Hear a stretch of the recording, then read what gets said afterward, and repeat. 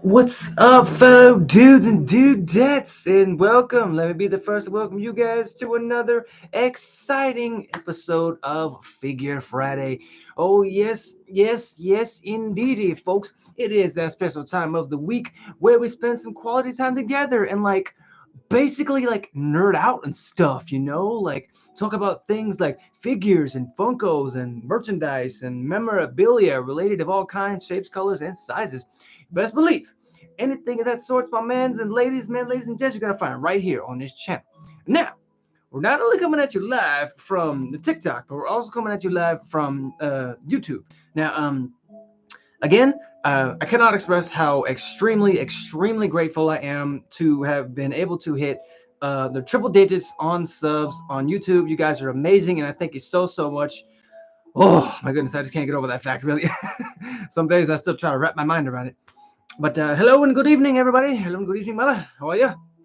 But before the holiest moments, folks, do me a favor. If you haven't already, please do me a favor. Go grab yourself something to eat. Go grab yourself something to drink. Grab a snack if you want to, because I want you guys to feel as at ease as possible, because this is a green zone. And I want you guys to know that you're all welcome here. Nobody is going to judge. This is a judgment-free zone. Trust and believe. And no need to worry about me, folks. I had some dinner not too long ago, and I have something to drink right here. Good old Sonic. Good old Cherry Vanilla Dr. Pepper. Because let me tell you something. When you're thirsty, you grab a Cherry Vanilla Dr. Pepper, that will hit the spot. Yes, indeedy. Yes, indeedy. All right, then. Hope you guys are ready, just as ready as I am. Because let me tell you, we have a very exciting lineup for you guys tonight. And I gotta tell you, I'm very happy because I've been actually happy to say that I'm adding these additions to the figure fam. But again, I want you guys to know that I want you guys to take care of yourselves first. You're the White Ranger. I mean, in a way, dude. In hearts of all Ranger fans, we are all Rangers. Trust and believe. I mean, I'm honored to say that I met that man, Jason David Frank, and I got to shake his hand, and it was just childhood dream. And I tried my best not to cry. Trust and believe. Every single Ranger actor that I had met, I tried my best not to break down and cry because those guys made my childhood. I mean, yeah, it's true. I grew up with most of the animes, Dragon Ball Z, and Outlaw Star. But getting to meet your heroes, and I know they say don't meet your heroes in real life, and while that is true, I mean, dude, honestly, they obviously don't know the Ranger crew that well. Yes, it's true, they're not perfect. I get that, but I mean, I'm honored that I got to meet them. But with that being said, folks, we have hit the 3-minute marker, so we are going to go ahead and get started. I want to say hello and welcome back for those who are just joining us on this fine Friday evening, or if you're going to be watching this as a highlight on the YouTube channel, welcome as well. For tonight's bodacious episode, we're going to be introducing 2 new additions to the family of the figure, right? Tubular, right? Oh my. So, first up, before I do though, I want to totally say, please kick your feet up and just relax, because as you know, it's just like you and me and the figures and the merchandise tonight, right? So, first up, we're totally going to introduce a really gifted reporter who stumbled upon something totally shell-tastic, dudes. So, with that being said, ladies and gents, give a big Wolfpack welcome, to Miss April O'Neil Cowabunga. The redhead with an attitude has made her debut this fine Friday evening, folks. And I'm happy to say on this gnarly Friday evening, and she brought a story with her and everything. I'm sorry. I'll speak regularly, folks. I'm sorry about that. But she's portrayed by actress Judith Hoag. I do apologize if I said that wrong. It's Judith Hoag, which again I am honored to say that I actually met at a Comic-Con as well.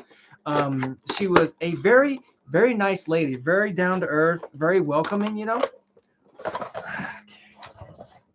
And dang, she like comes with a lot of accessories, you know? Like totally, dudes.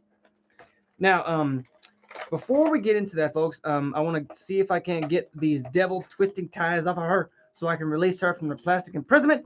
And that way I can show her off to you guys real quick before we get into the little history lesson about her. If I can just get...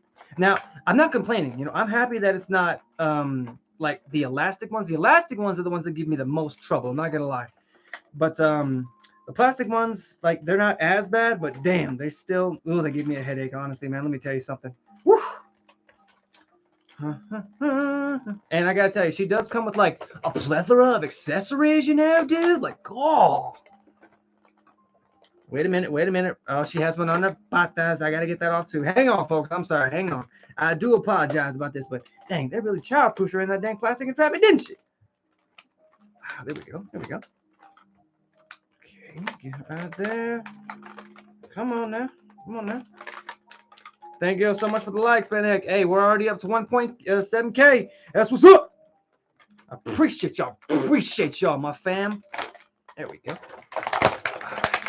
Come on out, Miss Hogue. Check her out. Bam. And again, like I said, portrayed by the lovely actress Judith Hogue. She does come with a few of the accessories, but I'm going to share some history about her with you guys. For example, Miss April here was a television reporter working for her boss, Charles Chuck Pennington, and she did a series of stories on mysterious thefts, if you will, in the city of New York, whose culprits actually vanished without a trace, like without any evidence left behind whatsoever. However, one fateful night, when she was leaving from work, she was actually sort of ambushed by teenage thieves, right, in the basically league with the Shadow Clan known as the Foot Clan.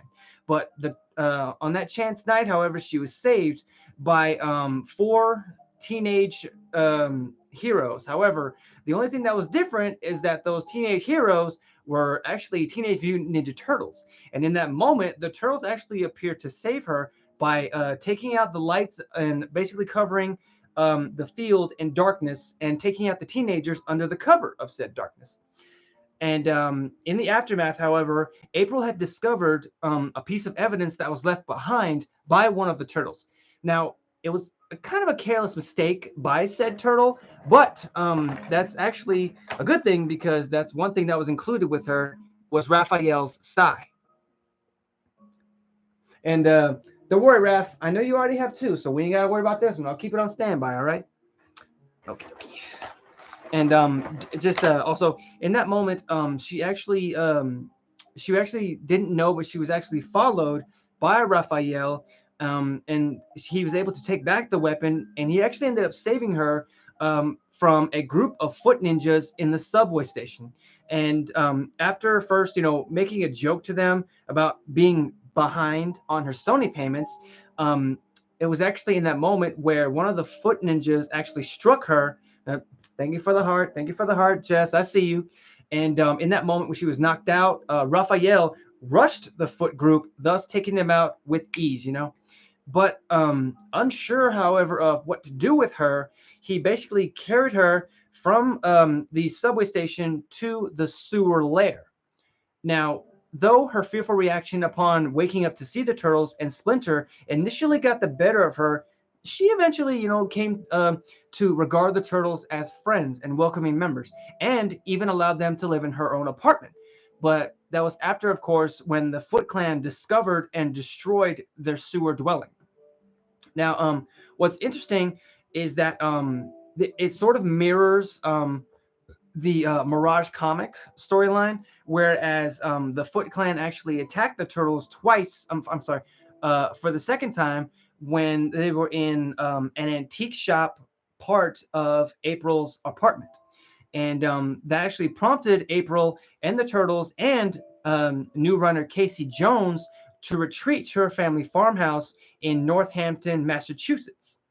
And during that aftermath, whenever Casey was left in the building to hold off the Foot Clan while the Turtles escaped, he actually came upon a message on her answering machine where Chuck actually fired April for a while, And over time, Casey actually ended up developing sort of romantic interests in her. But at first, she didn't feel the same way for him, So I mean, come on. But by the end of the film, she realizes that she ended up falling in love with him, and she sealed it with a kiss. And she kept a journal documenting their forced sabbatical, if you will, in addition to drawing sketches of the turtles, during their sort of not respite, however, but just a hiatus, as I call it. I'm pretty sure that's the same thing, but I do apologize for that. Um, and she also developed a kind of love-hate relationship with Casey, and she also grew extremely close to the four turtle brothers as well. Michelangelo, however, who initially confessed to having a crush on April, uh, later repressed her as sis, indicating that the role she had come to occupy in the turtles family. Whew. But before I go any further with the fun facts, I would very much like to share some of the accessories that she did come with, folks. The sai was one of them, but she also comes with one interchangeable head. And being that she was a reporter, I mean, what's a reporter without her tool, her instrument? The microphone, boy. The microphone, they say, is more powerful than the sword. Now, it does come with a cord, but unfortunately, it was cut short. And of course, you're working again, Channel 3 News. And of course, this little stack of frozen pizzas that she actually offered to the turtles. See that right there. A little blurry. I'm sorry about that. But let me see here. Yeah, it's Josh's pizzas, Josh's frozen pizzas, And 1, 2, 3, 4, 5, 6. She got a 6 stack of pizzas here, man. Like God. But then again, the turtles, they can eat through that like nothing. Oh yeah, and of course, her weapon of choice against the foot group that she ran into, her purse, which is weighed down with, I'm guessing, cosmetics items and maybe her microphone in there. I'm not really sure, but dang, she could really swing this thing around and take out some Foot Clan ninjas, honestly. What else? Oh yeah. Now I'm guessing that this. Oh yeah, she also comes with a little black stand to, kind of help her stabilize herself. Oh yeah, and the interchangeable head that I was talking about. There you go. I'm loving the sculpt. If it's one thing that I know about the NECA family, um, they always also like to go the extra mile for detail, especially on the facial features. Okay, dokie. Let me sit you right there, April, and let me just move in on. You guys good? I want to make sure you're good before we continue. Make sure you're hydrating, for God's sakes. Make sure you're hydrating, please. And I'm talking to you too, Jess. Hydrate. I mean it.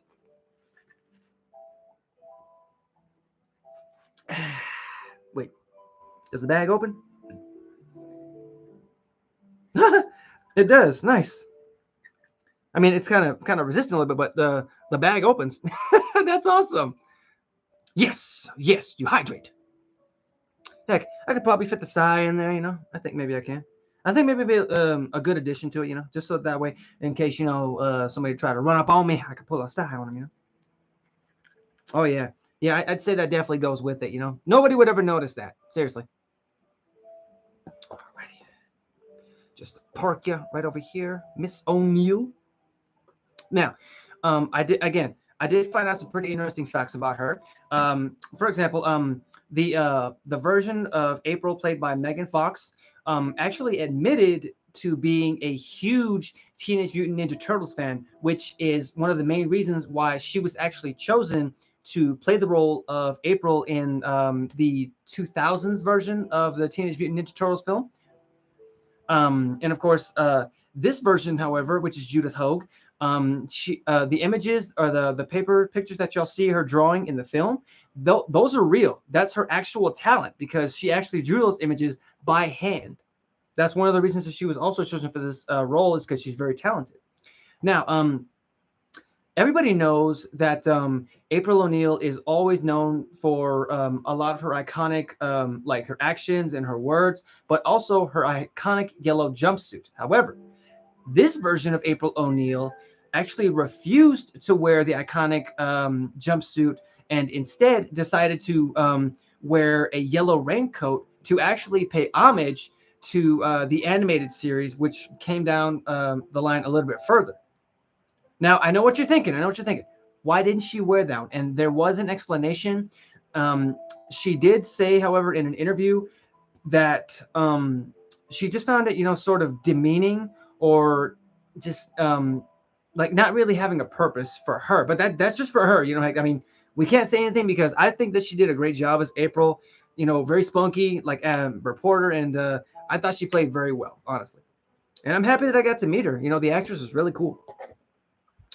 All right. All right, you guys are good? You guys good for me? We're moving on. So, next up, folks, we're going to be stretching out a hand to Mother Earth to introduce our next guest of the evening, who was just a definite pioneer of the 90s. Yes, you heard me right, folks. We take it all the way back to the 1990s. And, of course, he taught me to love the earth and that the power is yours. So, ladies and gents, give me one more big Wolfpack welcome to Mr. Captain Planet. Yes, that's right, folks. The elemental hero of 5 elements has joined the Wolfpack and brought with him a story as well. And I don't mean the Avatar. No. I mean the Captain Planet. Damn. And this one came as a surprise to me because I didn't even know they made a Funko version of him. Seriously. Check him out. Bam. As you can see, sporting his iconic blue skin, green hair, red outfit, and of course the buckle and the planet of the Earth symbol on his chest right there. Very cool, honestly. And again, I grew up watching this guy alongside the Power Rangers, Now, again, he did bring a story with him. So please, why don't we go ahead and give a little... So again, Captain Planet's origins, however, and history prior to the show are not really known all that well. I mean, but he's clearly an ancient entity. Zarm was actually aware of him in The Conqueror, despite having been exiled from Earth for eons. Gaia, who was actually the spirit of the Earth, I believe it was, hints in one of the episodes that the Planeteer rings may have been used and Captain Planet actually summoned in a previous generation. Now, was that proven? We don't know. However, what is known for sure is that at the beginning of the series, Gaia actually assembled a modern day group of young people from several nations across the earth to serve as ring bearers of the 5 magical rings. Now, I'm an ancient entity. Oh yeah, I know. Heck, you're ancient and dirt. I know that. I know you're there. But when the modern day Planeteers combine their powers to summon the elemental warrior, and of course the elements being earth, fire, wind, water, and the addition of heart. They actually summon the elemental warrior, and of course the incarnation on the appearance of the superhero named Captain Planet, because in a way it combines all the pieces of the earth together and it forms a hero. I know sometimes that might not make sense, but still, in the world of cartoons, it doesn't have to make sense. If you like the cartoon, that's all that matters, right? But I did find out some pretty interesting facts about Mr. Planet here. For example, when Captain Planet is summoned, the Planeteer's rings are actually useless until Captain Planet returns to the Earth by returning the power. So whenever Captain Planet is summoned, the Planeteers are, I mean, pretty much they're just on standby. I know it makes no sense, honestly. But also, it is actually impossible to summon Captain Planet if there's actually too much pollution in the air. Now, I kid you not. Now, it was stated, in a fact or a hidden episode that not Captain Planet, but essentially like when like 5 of the Earth's like just nastiest people actually came together, they actually made their own set of rings and they summoned their own toxic hero as well, known as oh god, what was his name? Captain Pollution. That was his name. I do apologize. What's good? What's good, Spanish? You confident? How you doing, man? Oh yeah, and probably the most interesting fact about the color scheme, if you will. There's a very cool fact. Check this out. The color scheme is actually based on the ring bearer's colors. Thus, emphasize the fact that he's the combination of the 5 powers. For example, green hair, earth; red clothing, fire; white and blue skin, wind and water. And of course, respectively, the yellow chest piece and belt buckle is the heart. I thought that was a pretty good little fact in addition, due to the fact that he's just done so much for the planet, so much for everybody on it, and the fact that he can like kind of stretch his thoughts across the world. Like for example, there was one episode where I believe he was like imprisoned, or he was a prisoner, but he was kind of weak because of too much pollution. He was actually to stretch his thoughts and his voice across the globe, telling people to turn off their power, which of course they did. I thought that was really cool. But no one really knows the extent of a lot of his powers, other than the fact that he has control over 5 of those elements. He has elemental transfiguration, transmutation, all of that. But with that being said, folks, I want to say thank you to everybody who came out to see me tonight. You guys are breathtakingly awesome. Appreciate y'all so, so much. From here, I will be shooting over to my Twitch to do some gameplay of the newly released Modern Warfare 3 beta. Yes, it's true. I did pre-order it, and it's already downloaded and ready to rock. I hope to see you guys there. Feel free to follow me over to my Twitch. The link is in my bio, TikTok. Feel free to hit that subscribe button when it does appear. And of course, feel free to sample either one of these fine videos when they do appear. Jess, thank you so much for the finger hearts. Thank you so much for coming. Love you very much, best friend. And yeah, I look forward to seeing you guys next week for another tubular episode. So, as always, folks, stay safe, stay awesome, stay weird, stay yourselves, and of course, be zen as always, and love the earth. Peace.